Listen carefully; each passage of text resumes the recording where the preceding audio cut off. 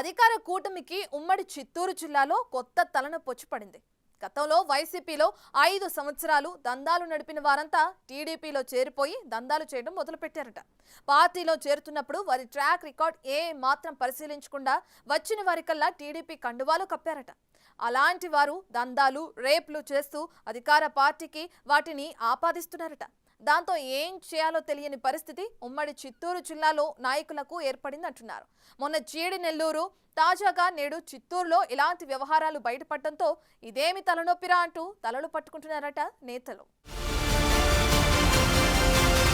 చిత్తూరు నగరంలోని మైనర్ బాలిక gang rape case రాజకీయ రంగులు పొలుముకుంటుంది. అత్యాచారానికి పాల్పడ్డ హేమంత్, మహేష్, లోకేష్ అనే యువకుల్లో ఇద్దరు బ్యాంక్ లో సేల్స్ ఆఫీసర్ గా పనిచేస్తున్నారు. మరొకరు సంతపేటకు చెందిన యువకుడు. గత ఎన్నికల్లోనూ అంతకు ముందు వీరు వైసీపీలో యాక్టివ్ కార్యకర్తలు. లోకేష్ రెడ్డి అనే నాయకుడికి అనుచరులుగా ఉన్నారు. ఎన్నికల్లో లోకేష్ రెడ్డి వద్ద పెద్ద ఎత్తున మద్యం కూడా పట్టుబడింది. అయితే ఎన్నికల తర్వాత టీడీపీ అధికారంలోకి రావడంతో లోకేష్ రెడ్డి టీడీపీ గూటిలో చేరారు.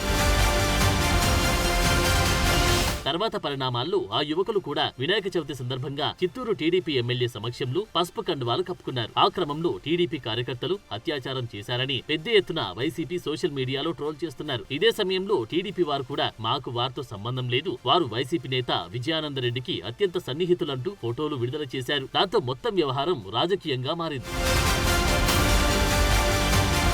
ఇక్కడ అటవీ శాఖ నిర్లక్ష్యం గురించి ఎవరూ పట్టించుకోవడం లేదంటున్నారు. నగర వనాలు ఇప్పుడు ప్రేమికులకు, అసాంఘిక శక్తులకు అడ్డాగా మారిపోయాయి. కనీసం ఎంట్రన్స్ లో కూడా సీసీ కెమెరాలు పెట్టడం లేదు. వాటి గురించి ప్రశ్నించకుండా మీ పార్టీ అంటూ టీడీపీ, వైసీపీ నేతలు మీడియా సమావేశాలు పెట్టి మరీ హడావిడి చేసుకుంటున్నారు. అయితే లోపల మాత్రం ఇదేమి తలనొప్పని టీడీపీ నేతలు వాపోతున్నారట. ఎన్నికల తర్వాత అవసరం లేకపోయినా పెద్ద ఎత్తున చేరికలను ప్రోత్సహించడం, పార్టీలో చేరిన వారి చరిత్ర గురించి ఎంక్వైరీ చేయకపోవడం కొంప ముంచుతుందంటున్నారు. ఈ వ్యక్తి తెలుగుదేశం పార్టీకి సంబంధం అని చెప్పి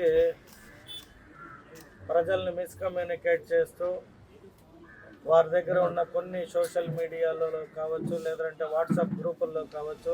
ఇదే విధంగా జీడి-నెల్లూరు నియోజకవర్గంలో జరుగుతుంది. పార్టీ కోసం కష్టపడిన వారిని దూరం పెట్టి ఎన్నికల తర్వాత పార్టీలో చేరిన హరీష్ యాదవ్ తో పాటు ఇతరుల పెత్తనం నడుస్తుందట. వీరు యథేచ్ఛగా గ్రావెల్, గ్రానైట్, ఇసుక దందా చేస్తున్నారట. అదేంటని మిగతా క్యాడర్ ప్రశ్నిస్తే వారు టీడీపీ నేతలు, తనకు మార్గదర్శకులు అని అక్కడ ప్రజాప్రతినిధి అంటున్నారట. మరో నియోజకవర్గంలో వైసీపీ ముఖ్య నేత దివంగత వైఎస్ బావమరిది రవీంద్రారెడ్డి అనుచరుడి పెత్తనం నడుస్తుందట. అక్కడ పార్టీ కోసం కష్టపడిన వారంతా టీడీపీకి దూరం అంటున్నారంట. ఇక సత్యవేడు నియోజకవర్గంలో తాజాగా ప్రోగ్రామ్ కన్వీనర్ గా నియమితులైన నాయకుడు మొత్తం వైసీపీలోని తమ బంధుగణాన్ని అంతా టీడీపీలో చేర్చి వారికి పెత్తనం అప్పగించారంట. వారు విచ్చలవిడిగా నియోజకవర్గాన్ని దున్నేస్తున్నారంట. నిందితులకు ఏం సంబంధం ఉంటుందని నేను మీ ద్వారా స్థానిక ఎమ్మెల్యే గారిని ప్రశ్నిస్తా ఉన్నా. ఇక తిరుపతి నగరంలో అయితే మరీ దారుణంగా ఉందట. డిప్యూటీ మేయర్ ఎన్నికల పేరుతో వైసీపీ నుంచి వచ్చిన వారి దందా నడుస్తుందట. గతంలో కూటమి నేతలకు పాడకట్టి మరీ దారుణంగా బతుకున్న వారికి అంత్యక్రియలు నిర్వహించిన వారంతా ఇప్పుడు పార్టీలో చెరోపెత్తనం చేస్తున్నారంట. వారికి తోడు గతంలో చిత్తూరు నగరంలో జంట హత్యల కేసులో నిందితుడైన వ్యక్తికి కూడా తిరుపతి నగరంలో షెల్టర్ ఇచ్చారంట. ఆయన నగరంలో పంచాయతీలు మొదలుపెట్టాడంట. ఇక తంబలపల్లి నియోజకవర్గంలో అయితే చంద్రబాబు నాయుడిపై అంగళ్లలో రాళ్లతో దాడి చేసిన వారిని టీడీపీ ఇన్ఛార్జ్ పార్టీలో చేర్చుకున్నారంట. అదేంటని ప్రశ్నిస్తే టీడీపీ క్యాడర్ పై దాడులు సైతం చేయిస్తున్నారంట.